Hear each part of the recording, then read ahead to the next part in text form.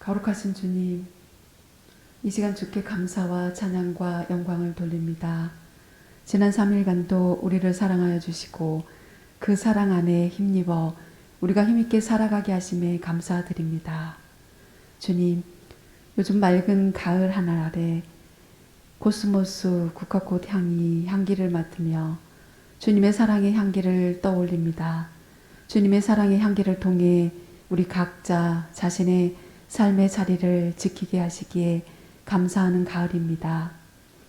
그러나 이러한 감사에도 불구하고 우리의 부족함으로 인해 언어와 행동들이 어찌 그리도 주님의 마음을 아프게 하는지요. 주님, 저희의 연약한 모습과 죄를 불쌍히 여겨주시고 용서해 주옵소서.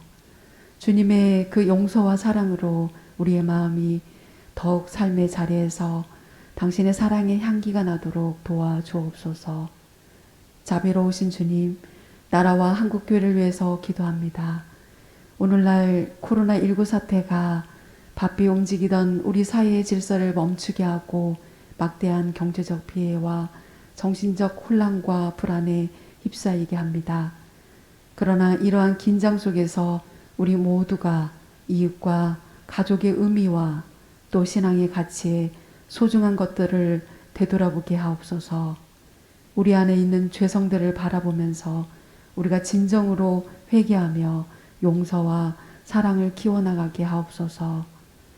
또한 지금은 한국교회 총회에 속한 지도자들이 자신을 바칠 용기와 결단이 필요한 때입니다. 주님, 총회에 속한 총대들이 주님을 향한 겸허함 속에서 성령님의 움직임을 느낄 수 있도록 도와주옵소서. 총회가 진정으로 한국교회의 영적 갱신을 이루는 발판이 되게 하옵소서. 그리하여 한국교회 그리스도인들이 그리스도의 사랑을 알고 회심의 은총과 함께 삶의 모든 영역에서 그리스도의 사랑을 힘차게 증언하게 하옵소서. 사랑이신 주님, 저희 사랑의 빛교회 공동체를 위해 기도합니다. 코로나19로 어려운 상황으로 인해서 함께 모여 예배드리지 못하고 교제하지 못하는 안타까운 현실을 바라보면서 우리가 진정 모여서 드리는 예배도 중요하지만 각자의 삶에서 우리의 몸을 하나님 마음에 합당하게 드리는 예배가 종교의 본질임을 알게 해 주옵소서. 각 지체들이 어려움 속에서도 내적 평안을 잃지 않고 기도하면서 충성된 종으로서 저마다의 자리에서 제 몫을 하게 하옵소서. 또한 담임 목사님을 우리 교회의 영적 지도자로 세워주시고 하나님의 말씀과 기도와 사랑으로 맡겨주신 양떼를 양육케 하심에 감사드립니다. 이제 얼마 남지 않은 목회의 여정을 더욱 강건케 하시고 건강과 평강 가운데 지켜 주옵소서. 주님, 저희 교회 새로운 담임 목사 정빙을 위해서 정빙 위원님들의 수고와 기도를 주께서 기억하여 주옵소서. 그들이 주님이 주시는 지혜를 통해서 주님의 인도하심을 알아듣고 지혜롭게 움직일 수 있도록 도와주옵소서. 주님, 이 시간 말씀 전하시는 우리 목사님께 성령께서 온전히 인도하여 주옵소서. 말씀을 통해 우리의 마음이 믿음과 사랑의 갑옷을 입는 귀한 시간이 되게 하옵소서. 언제나 사랑이신 주 예수 그리스도의 이름으로 기도드립니다. 아멘. 네, 오늘 봉독할 하나님 말씀은 요한계시록 2장 8절에서 11절 말씀입니다. 요한계시록 2장 8절에서 11절 말씀을 봉독합니다. 서머나 교회의 사자에게 편지하라. 처음이며 마지막이요 죽었다가 살아나신 이가 이르시되 내가 내 환난과 궁핍을 알거니와 실상은 내가 부요한 자니라. 자칭 유대인이라 하는 자들의 비방도 알거니와 실상은 유대인이 아니요 사탄의 회당이라. 너는 장차 받을 고난을 두려워하지 말라.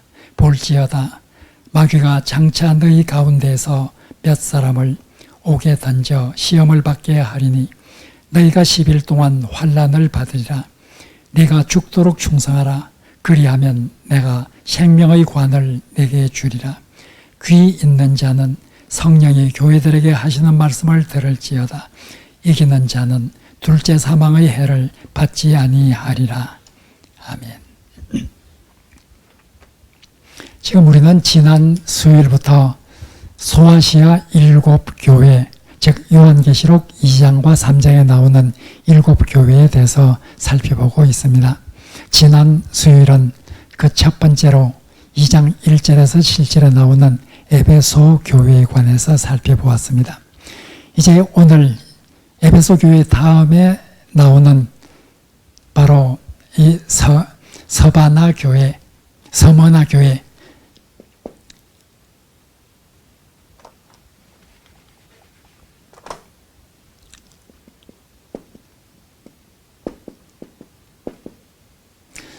서머나 교회에 관해서 살펴보도록 하겠습니다.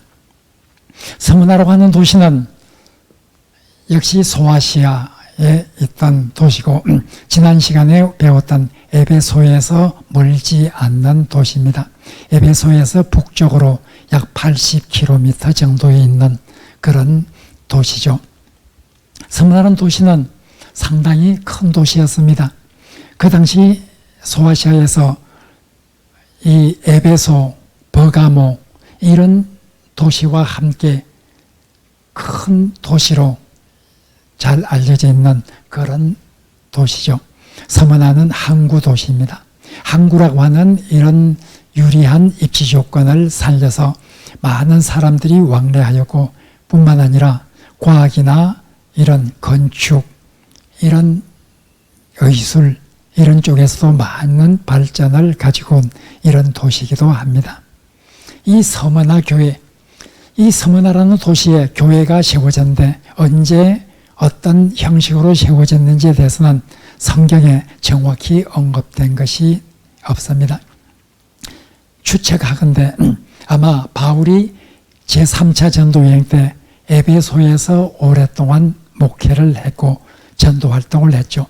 바울이 에베소에서 전도할 그때에 바로 에베소에서 가까이 있는 서머나에 가서도 전도를 해서 교인들을 얻었을 것이라 이렇게 추측을 할 수도 있습니다. 많은 사람들이 아마 가장 가능한 추측은 바울이 에베소 전도할 때 에베소에서 가까운 서머나에도 전도하지 않았을까 그렇게 추측을 하는 것이죠. 일단 이 서머나 도시에 교회가 세워졌고 그 교회가 지금 요한계시록이 씌어지던 이 당시 약 주 90년에서 100년 사이 이 당시에 서머나 교회는 어떤 상태에 있었는가? 오늘 바로 요한계시록 2장 8절에서 11절에 서머나 교회에 대한 말씀이 나오는데 9절에 보면 8절은 앞에 나오는 서두고 11절은 마지막 결어 부분이죠. 9절과 10절이 그 당시 서머나 교회가 처해 있던 이런 상황을 설명하는 그런 곳입니다. 거기에 보면 9절에 보면 내 환난과 궁핍. 자, 9절에 보면 너는 환난과 궁핍 가운데 있다. 네가 처해 있는 그 환난의 상황과 궁핍의 상황을 잘 알고 있다. 바로 그리스도 예수께서 그렇게 말을 하고 있습니다. 잘 알고 있다. 서머나 교회가 큰 환난 가운데 있고 궁핍한 상태에 있다. 이것을 잘 알고 있다 하고 말하고 있습니다. 여기에서 환난이라는 것은 굉장히 큰 고난의 상황을 말하죠. 궁핍이라는 것은 경제적으로 어려운 그런 상황에 있는 것을 말합니다. 그 당시 그리스도를 믿는 것으로 말미암아 이렇게 고난을 받을 때 경제적 어려움은 함께 따라올 수밖에 없는 것이 사실입니다. 사회적으로 많은 사람들이 그리스도인들을 적대시합니다. 로마 정부에서도 그리스도인들을 적대시합니다. 유대인들도 그리스도인들을 이단으로 이렇게 취급을 하고 있습니다. 이런 사회적 환경 속에서 자기가 어떤 직업을 가진다든지 자기가 어떤 사회적으로 이런 유리한 이런 경제적 여건을 조성하는 것은 굉장히 어려운 일이죠. 따라서 초대교회 시절 사실 그리스도를 믿는 고난 속으로 들어가는 이런 삶은 가난 속으로 들어가는 것과 마찬가지였습니다. 로마의 이런 박해가 심할 경우에는 어떤 경우에는 그리스도인의 재산을 몰수하기도 하였죠. 그러니까 경제적으로도 상당히 어려운 그런 상황 가운데 있는 것이 서머나 교회의 상황이었습니다. 서머나라는 도시는 사실 그 당시 상당히 부유한 도시죠. 이미 조금 전에 말씀드렸듯이 서머나는 항구 도시였고 사실 에베소와 버가모 등과 아울러 굉장히 큰 도시로서 서로 경쟁을 하고 있는 그런 상태에 있었기 때문에 서머나라는 도시는 그런 여러 가지 입지 조건으로 말미암아 상당히 의술과 건축술 이런 것이 발달되기도 한 그런 도시였죠. 상당히 부유한 도시였습니다. 그런 도시의 전체 분위기는 부유했지만은 다른 도시보다 부유했지만 그러나 서머나 교회는 바로 굉장히 가난 가운데서 있을 수밖에 없었습니다. 예수 그리스도에게 충성을 하면 할수록 더 궁핍해질 수밖에 없죠. 충성을 하면 충성할수록 미움을 받고 고난 속으로 들어가고 그런 미움과 고난의 환경 속에서는 경제적으로도 굉장히 어려울 수밖에 없는 것이 사실입니다. 그러나 여기서 교회의 주인이신 예수께서는 그들에 대해서 말하고 있습니다. 실상은 내가 부유한 자로다. 너는 그렇게 가난 가운데 있지만 서머나 교회는 가난 가운데 있지만 실제로 실상을 말하면 너희들은 부유한 자다. 예수님의 평가는 하나님의 평가는 세상 사람들과의 평가와는 전혀 달랐습니다. 세상 사람들의 눈에는 궁핍 가운데 있는 그런 교회였습니다. 그러나 예수 그리스도의 눈에는 정말 부유한 자라. 우리는 이 말씀을 읽을 때 마치 고린도전서 6장 10절에 나오는 그 말씀을 우리는 다시 한번 생각해 보게 됩니다. 바울은 그렇게 말했죠. 우리 그리스도인이라고 하는 사람들은 가난한 자 같으나 많은 사람을 부유하게 하고 아무것도 없는 자 같으나 모든 것을 가진 자로다. 이것이 바울이 고백한 그런 어떤 환희의 고백이죠. 우리는 분명히 사람들 보기에 가난한 자로 보여요. 그러나 우리는 가난한 자처럼 보이지만은 많은 사람들을 부유하게 할 수 있는 그런 사람이다. 사람들 보기에는 아무것도 없는 사람들 같이 보이지만 우리는 모든 것을 가진 자라. 세상 사람들의 관점에서는 가진 것이 없어요. 그러나 하나님의 관점에서는 이들은 모든 것을 가졌어요. 예수님께서 바로 서머나 교회를 향해서 너희들은 환난을 받고 궁핍 가운데 있을지라도 실상은 너희는 부유한 자라. 이렇게 칭찬을 하고 이렇게 그들을 위로하고 격려해 주시는 모습을 우리가 볼 수 있습니다. 왜 서머나 교회는 이런 환난과 궁핍 가운데 있었을까요? 초대교회 때 예수 그리스도를 믿는다고 하는 것은 고난의 상황 속으로 뛰어드는 것과 같은 것이기 때문에 어떤 교회든 다 이렇게 가난 가운데 궁핍한 상태로 있을 수밖에 없지만 특별히 서머나 교회는 더욱더 궁핍한 이런 상태에 있었죠. 환난을 굉장히 강하게 받고 있던 이런 상태에 있었습니다. 이 서머나 교회가 큰 환난 속에 있게 되는 이런 배경을 이해하기 위해서는 두 가지를 우리가 알아야 합니다. 우선 유대인, 그 당시는 유대인으로부터 상당한 박해를 받았죠. 물론 유대인들은 기독교를 싫어하지만은 그러나 유대인들은 이들을 정치적으로 감옥에 가두거나 정치적으로 이들을 해할 수는 없어요. 유대인들은 사회적으로 정오하고 사회적으로 여러 가지 그들을 박해하는 그런 사람들이죠. 예수 그리스도를 믿는 것은 정통 유대교 정신에 어긋난다고 보았기 때문이죠. 유대인으로부터 오는 이런 어떤 박해 박해가 있다고 하면 또 한편으로는 로마로부터 오는 이런 박해가 있게 되었죠. 자, 9절에서는 유대인으로부터 오는 이런 위협과 고난에 대해서 기록하고 10절에는 로마로부터 받는 그런 박해의 상황에 대해서 기록을 하고 있습니다. 우선 9절에 보면 유대인들이 비방을 하고 있다고 하는 그것을 잘 알고 있다. 그들은 자칭 유대인이라 이렇게 말했어요.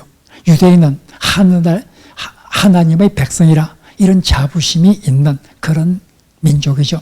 유대인이라 하는 것은 우리는 하나님의 백성이라 이런 자부심을 가지고 있는 이런 말이죠. 그들은 자기 자신을 유대인이라 이렇게 자칭 유대인이라고 말해요. 우리는 하나님의 백성이라 이렇게 그들은 사람들에게 말하고 이런 자부심을 가지고 살아가죠. 서머나에는 특별히 유대인들이 많이 있었어요. 원래 어떤 도시든 큰 도시에는 유대인들이 많이 살고 있었죠. 디아스포라라고 일컬어지는 이런 유대인들이 많이 살고 있었어요. 거기다가 70년, 주 70년 하면 우리가 유명한 사건을 잘 기억하고 있죠. 그 주 70년에는 로마로부터 예루살렘이 완전히 멸망을 당한 그런 해죠.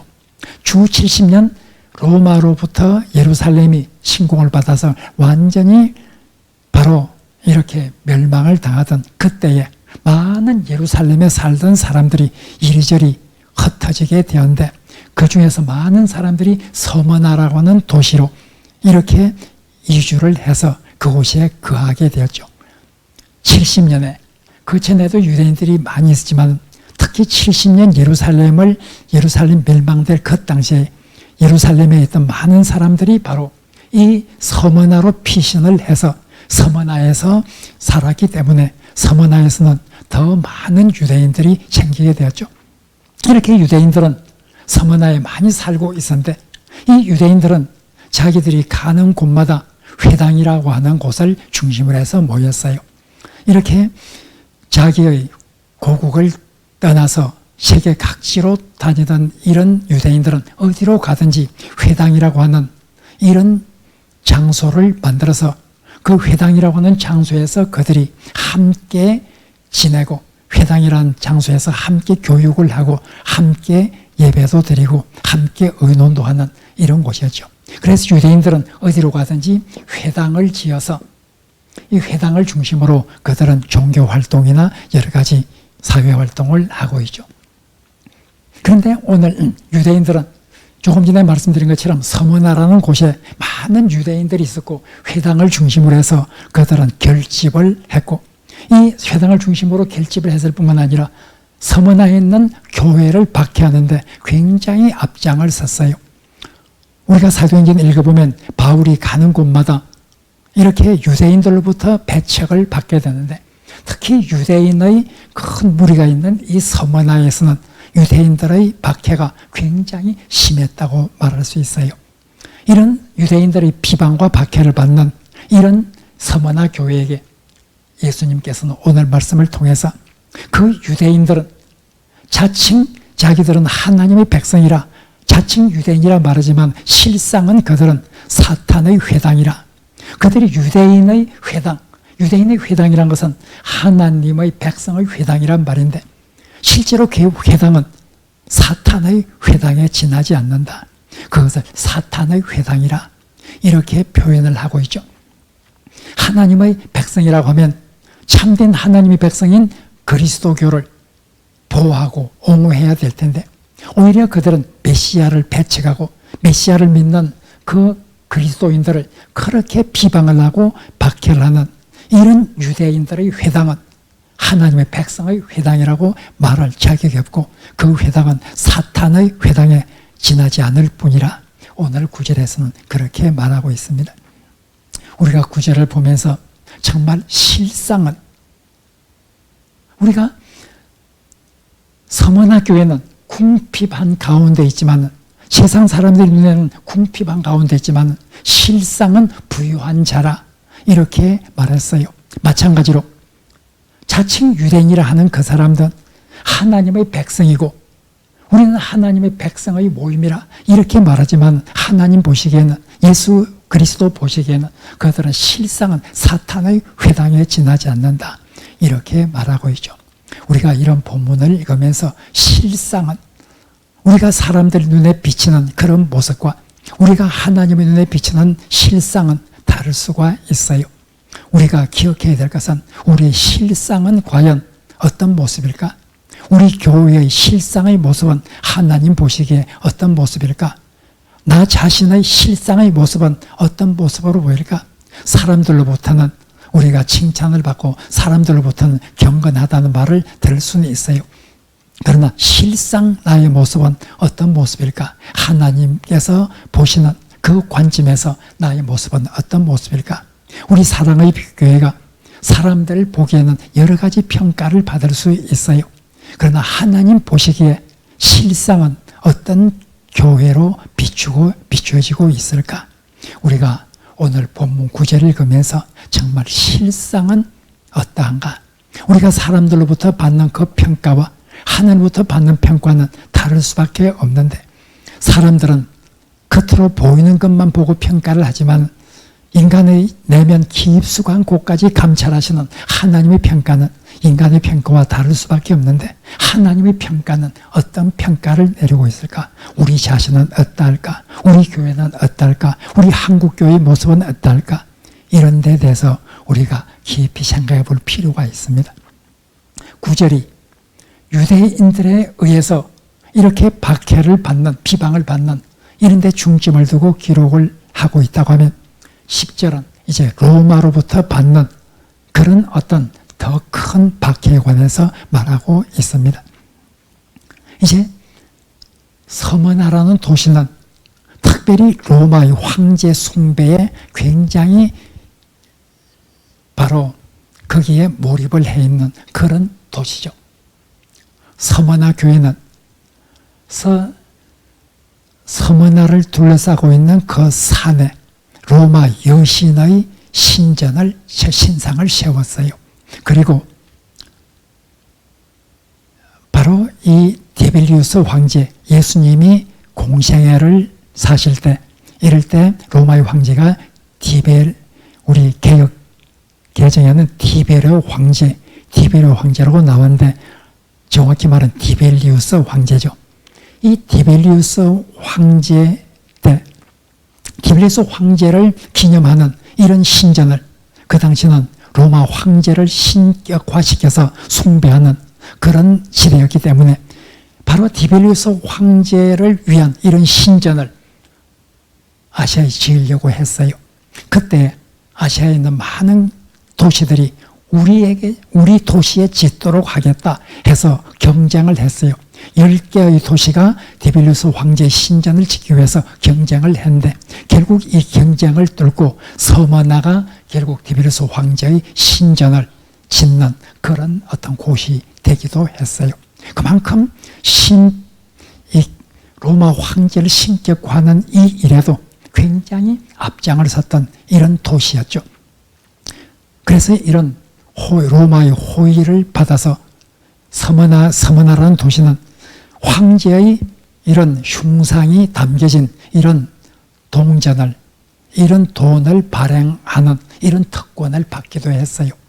그만큼 이 서머나는 황제 숭배에 대해서 사실 굉장히 앞장선 이런 도시였죠. 그런 도시에 있는 교회이기 때문에, 그런 도시에 있는 교회는 로마로부터 그 당시 서머나 이렇게 행정기구로부터 많은 박해를 받을 수밖에 없어요. 왜냐하면 그리스도인들은 황제 숭배에 반대를 했죠. 이상하게도 원래 유대인들은 황제 숭배에 대해서 굉장히 금하고 있었어요. 유대인들은 황제 숭배를 하지 않았어요. 그런데 서머나에 있는 유대인들은 황제 숭배를 금하지 않았어요. 그만큼 서머나에 있는 유대인들은 이렇게 로마 정부 혹은 서머나 행정기구와 바로 결탁을 해서 그리스도인들을 박해하는 일에 앞장을 서기도 했죠. 이렇게 해서 10절에 보면 이 서머나가 황제 숭배나 이런 우상 숭배를 하지 않는 것으로 인해서 얼마나 많은 고통을 받게 될 것인가 10절에 보면 잘 나타나 있습니다. 10절에 보면 앞으로 장차 더 큰 고난이 기다리고 있을 것이다. 이렇게 10절은 말하고 있죠. 지금도 서머나 교회는 환난 가운데 있어요. 지금도 서머나 교회는 이렇게 고난을 받는 가운데 있어요. 그러나 앞으로 더 큰 고난이 올 것이다. 이렇게 10절에서 예언을 하고 있죠. 그리고 바로 서머나 교회 교인 중에 몇 명을 바로 옥에 던져넣게 될 것이다. 그렇게 해서 시험을 하게 될 것이다. 이 서머나 교회 교인들이 앞으로 옥에 갇히는 그런 일이 생기게 될 거예요. 서머나 교회의 일부가, 서머나 교회 교인의 일부가 옥에 던져지는 그런 일이 있을 거예요. 시험을 당하게 되죠. 그 옥에 갇혀서 신앙을 부인하면은 풀려 나올 수도 있겠지만 신앙을 끝까지 고집하면 거기서 풀려 나올 수도 없는 더 큰 어려운 고난 속으로 빠져들 수밖에 없는 그런 어떤 옥에 던져지는 그런 시험을 당할 것이다. 10절에서 그렇게 말하고 있습니다. 큰 시험이 되죠. 옥에 같이 가둬지는 이런 시험을 받게 될 것이고 그것은 10일 동안 계속될 것이다. 10절에 말하는 10일이라고 하는 이것은 10일. 10일은 우리가 문자적으로 보면 얼마 되지 않아요. 10일은 사실 굉장히 짧은 기간이죠. 그러나 여기에서 10일 동안 이렇게 환난을 받을 것이다 하는 이 10일을 문자적으로 해석하기는 굉장히 어렵습니다. 10일은 간단한 이런 고난에 지나지 않죠.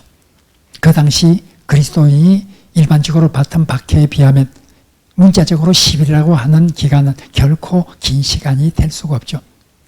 그러나 본문에서 보면 10일 동안 박해를 받으리라, 고난을 받으리라 한 다음에 죽도록 충성하라, 생명의 관을 내게 줄 것이다. 이런 말이 있는 것으로 보아서 이 감옥에 갇히고 이렇게 고난의 상황에 빠져드는 이 고난이 아주 10일 동안, 문자적으로 10일 동안 받는 그런 간단한 박해라고는 전혀 생각할 수가 없습니다. 따라서 대부분의 학자들은 이 10이라고 하는 이것은 상징적인 숫자로 표현된 것일 것이다. 이렇게 생각을 하죠. 10이라는 숫자를 통해서 아주 강한 로마의 권세와 같은 굉장히 강한 이런 어떤 10이라고 하는 것은 원래 굉장히 큰 숫자를 말하고 있죠. 따라서 아마 굉장히 큰 어떤 그런 시험과 고난을 상징할 것이다. 그렇게 해석하는 것이 더 정확한 해석이 되겠죠. 어쨌든 이들은 10일 동안 박해를 받을 것이다. 큰 이런 환난 속에 들어갈 것이다. 죽음을 각오해야 하는 그런 박해 속에 들어갈 것이다. 그래서 이어져 나오는 10절에 나오는 말씀은 죽도록 충성하라. 내가 생명의 관을 내게 주리라. 이렇게 나오고 있습니다. 죽도록 충성하라. 너희들이 앞으로 당하는 그 큰 시험과 환난 가운데서는 순교를 각오해야 되는 그런 상황에도 이르게 될 터인데 죽도록 충성하라는 말은 순교까지도 각오하는 이런 신앙을 가지고 바로 믿음을 지키라고 하는 그런 의미로 오늘 본문에서 말하고 있죠. 이렇게 바로 순교까지도 각오하는 그런 어떤 믿음을 지켜라. 이렇게 말하고 있습니다. 서머나 교회는 많은 순교자가 나왔던 이런 교회로 알려지고 있습니다. 오늘 죽도록 충성하라, 내가 생명의 관을 내게 주리라 하는 이 말씀이 암시하는 대로 서머나 교회는 순교자가 많이 나왔을 것으로 그렇게 우리가 예측을 할 수 있습니다. 우리가 서머나 교회와 서머나 교회 하면 아주 유명한 감독 한 사람의 이름이 기억될 것입니다. 그 감독 이름은 폴리캅이라고 하는 감독입니다. 바로 서머나 교회의 감독이었죠. 폴리캅. 폴리캅은 바로 155년경 요한계시록이 기록된 것이 90년에서 100년 사이라고 하면 그때부터 거의 한 50년 이후, 5, 60년 이후에 주 155년경에 순교를 당했던 서머나 교회의 감독이었습니다. 서머나 교회는 이런 순교의 정신을 이어가는 그런 교회였고, 그 서머나 교회를 지도하고 있던 폴리캅이라고 하는 이 감독이 얼마나 죽을 때 순교의 정신을 잘 보여주고 있었나 하는, 이것은 우리 교회사에서도 굉장히 널리 알려진 그런 이야기입니다. 서머나 교회의 감독이었던 폴리캅은 바로 믿는다고 하는 이런 이유 때문에 로마로부터 이젠 죽임을 당하려고 하는 이런 상황에 처해져 있습니다. 이젠 그 사형을 집행할 수 있는 그 관리가 폴리캅을 앞에 두고 설득을 합니다. 네가 지금이라도 예수 그리스도를 믿지 않겠다고 그렇게 선언을 한다면 너는 살아갈 수가 있다. 내 생명은 살려줄 수가 있다. 이렇게 말을 합니다. 그때 폴리캅의 나이는 86세였습니다. 폴리캅은 그에게 말합니다. 나는 86년 동안 하나님을 섬겼지만, 예수 그리스도를 섬겼지만 86년 동안 그분은 나를 한 번도 배반한 적이 없다. 내가 어떻게 나를 한 번도 배반한 적이 없는 그분을 어떻게 배반하겠느냐 하고 반문을 하였습니다. 그때 관리가 말합니다. 네가 그렇게 끝까지 믿음을 지키겠다고 고집을 한다면 너를 맹수에게 집어던지겠다. 이렇게 말을 합니다. 그때 폴리캅은 맹수, 그것은 전혀 두렵지 않다. 너는 사람이 영원히 죽을 수 있는 그런 죽음에 대해서 모르고 있다. 나는 죽더라도 다시 살아날 수 있지만 너는 한 번 죽으면 다시 영원한 죽음에 이르는 그 죽음을 너희는 알지 못한다 하면서 믿음을 끝까지 지켰습니다. 관리가 말합니다. 네가 맹수도 두려워하지 않는다고 하면 불을 가지고 너를 화형을 시키겠다. 폴리캅이 말합니다. 그까지 불은 나를 1시간 정도 사르다가 끝나게 될 것이다. 1시간 정도 사르다가 끝나게 될 테인데 바로 너희들은 영원한 불, 영원히 꺼지지 않는 불에 처하게 된다고 하는 그것을 두려워해야 되는데 잠시 1시간 동안 사르고 꺼질 그 불을 두려워하는 것보다는 영원히 꺼지지 않는 불에 던져지게 되는 그것을 두려워해야 되는데 그것을 어떻게 알지 못하느냐 이렇게 말을 합니다. 결국 폴리캅은 화형을 당하서 바로 순교의 길을 가게 되었죠. 그것이 바로 서머나 교회였습니다. 폴리캅은 서머나 교회에서 오랫동안 목회를 했던 것처럼 보입니다.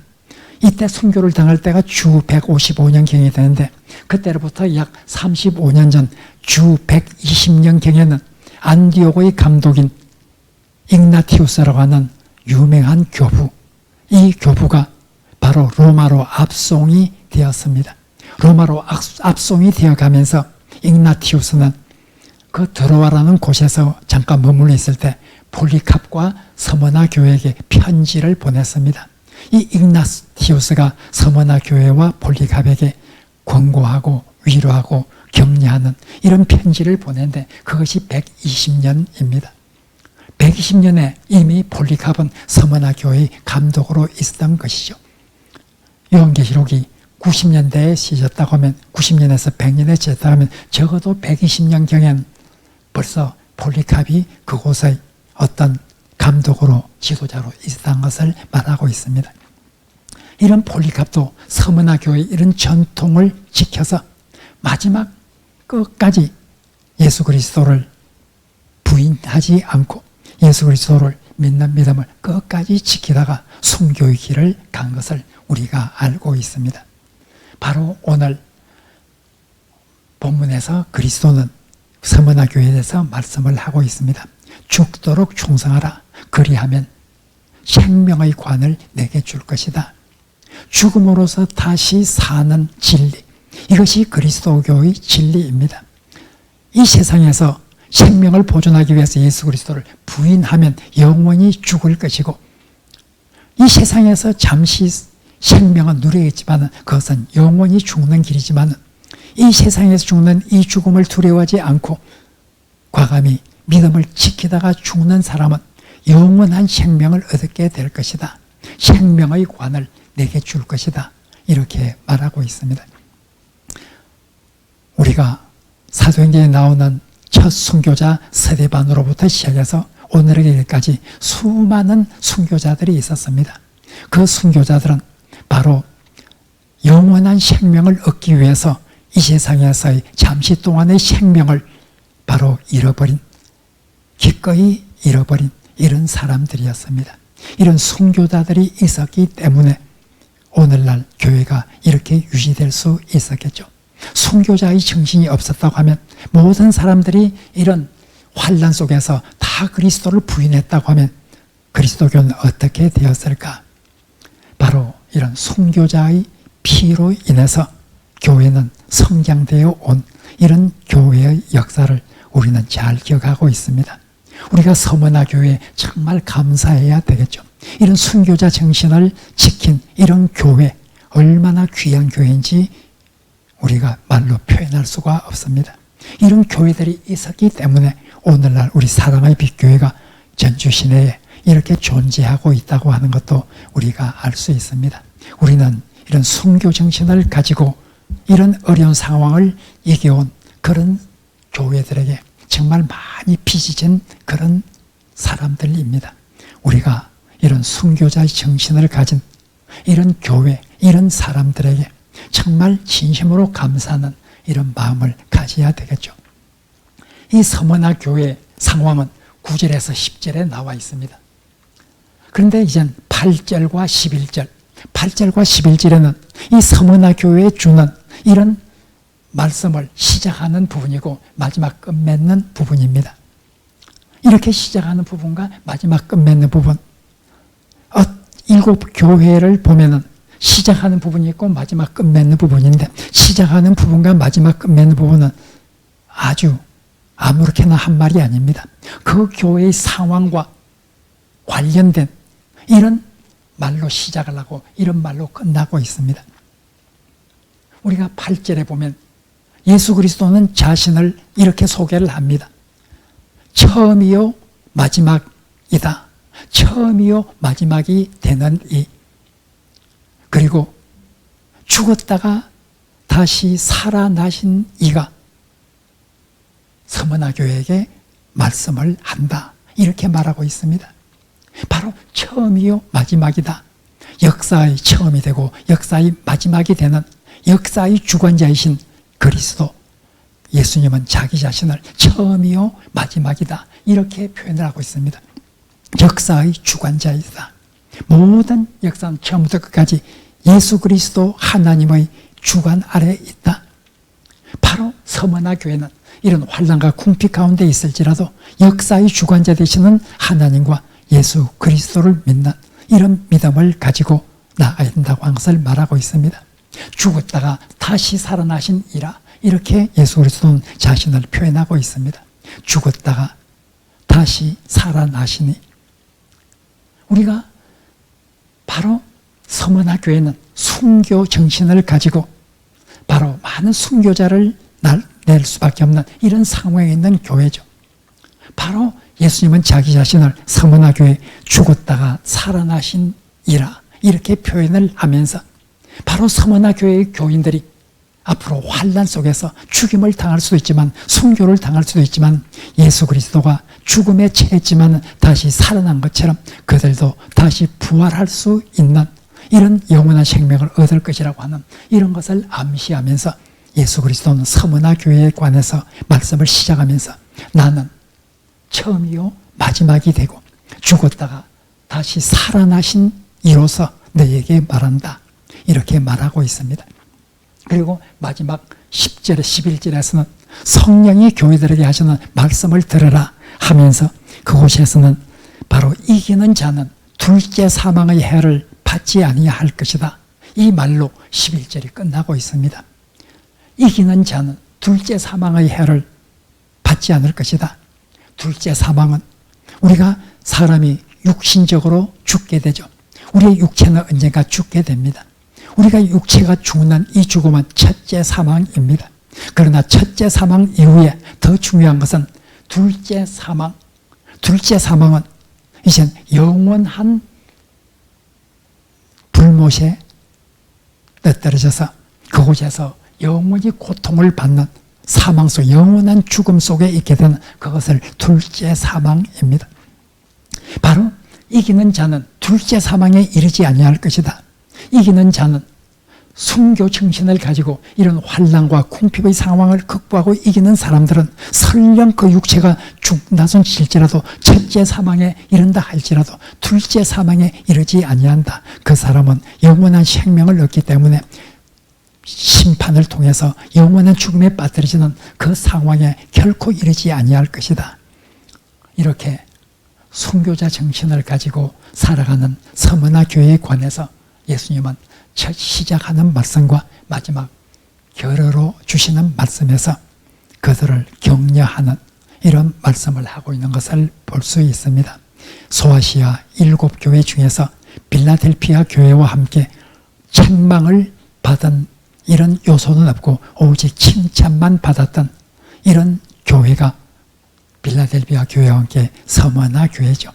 이런 서머나 교회, 이런 믿음을 우리는 기억하면서 이런 믿음을 또한 우리가 가질 수 있는, 우리가 오늘날 정치적으로 박해를 받아서 순교를 당하는 이런 환경 속에서 예수 그리스도를 믿지 않는다고 하는 것에 대해서 한편으로는 감사를 하면서, 그러나 한편으로서는 우리의 신앙이 나태해지거나 해지지 않고 옛날 우리의 신앙의 선배들이 가졌던 이런 신앙의 열정을 결코 잃지 않고 우리가 소유할 수 있도록 우리가 하나님께 기도하는 이런 기도가 필요할 걸로 생각을 합니다. 이제 서머나 교회에 관한 오늘의 말씀을 기억하면서 한 2분 동안 묵상으로 기도하도록 하겠습니다.